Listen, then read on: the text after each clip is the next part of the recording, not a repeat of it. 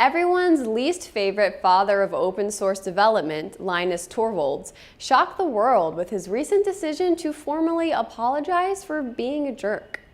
Torvalds, who is often criticized for lacking even the most basic understanding of human emotion and interaction, has also had his contributions to computer science, particularly Linux and Git, celebrated as nothing short of world-changing.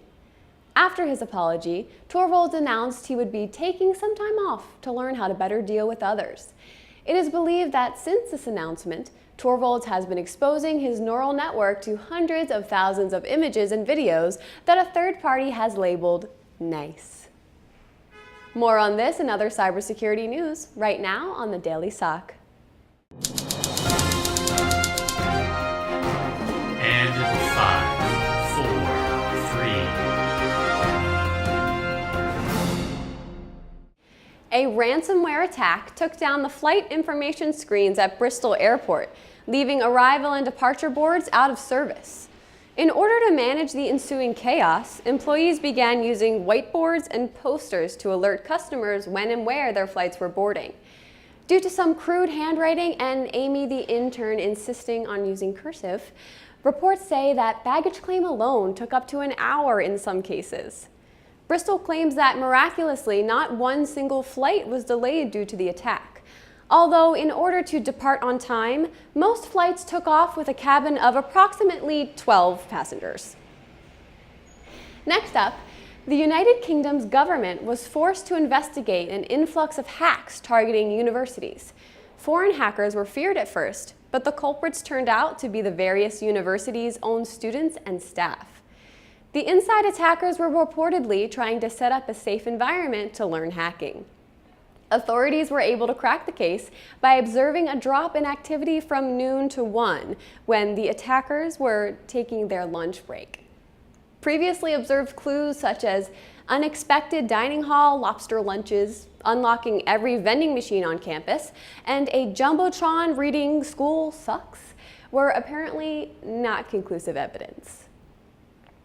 Finally, kudos to the industry in general this fall for holding the 5th annual Women in Cybersecurity reception. On October 18th in Washington, D.C., there will be a celebration for the contribution of women in cybersecurity. The event will offer networking connections and lead to ideas that will help shape the future. As everyone knows, the cybersecurity industry leans heavily male, so events like this ought to be acknowledged by all as a step in the right direction.